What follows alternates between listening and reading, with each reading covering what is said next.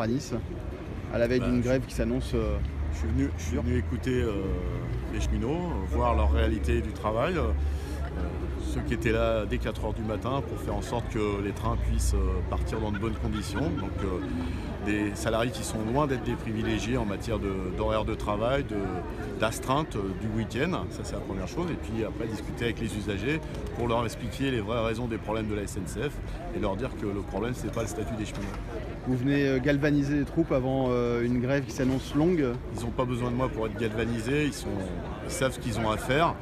Moi je suis venu pour les écouter, pour discuter avec eux, pour avoir plus d'arguments encore pour convaincre. Mais ils n'ont pas besoin de moi, ils sont fortement mécontents. Pensez-vous que l'opinion publique va vous suivre même si la grève est longue et impactante? L'opinion publique, il faut discuter avec elle pour expliquer la réalité des problèmes de la SNCF et continuer à leur dire que ce n'est pas le statut des cheminots qui fait que les trains sont retardés, annulés ou que les trains ne circulent pas assez vite sur les voies. C'est d'autres problèmes, c'est un manque d'investissement, un manque d'argent public. A contrario, la CGT justement a déposé un rapport, contre-propositions. Quelles sont-elles? La CGT fait toujours des propositions, donc on a proposé au gouvernement.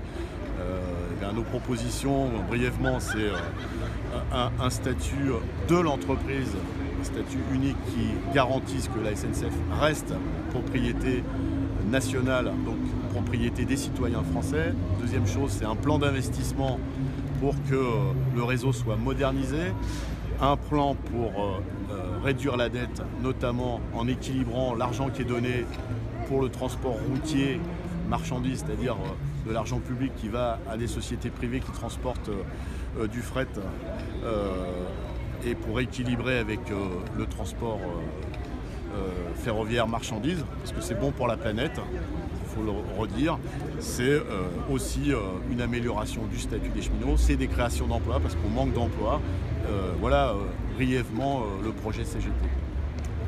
D'accord. L'ouverture à la concurrence, c'est l'un des points clés de la réforme et la région PACA veut se positionner en pionnière en la matière. C'est pas le bon exemple pour vous?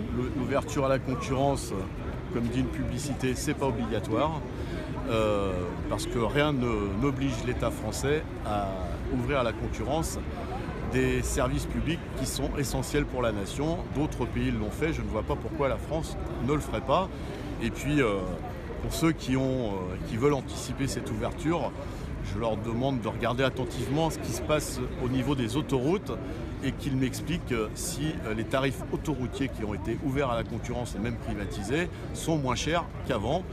Je pense que dans cette région et dans ce département, les chiffres parlent d'eux-mêmes.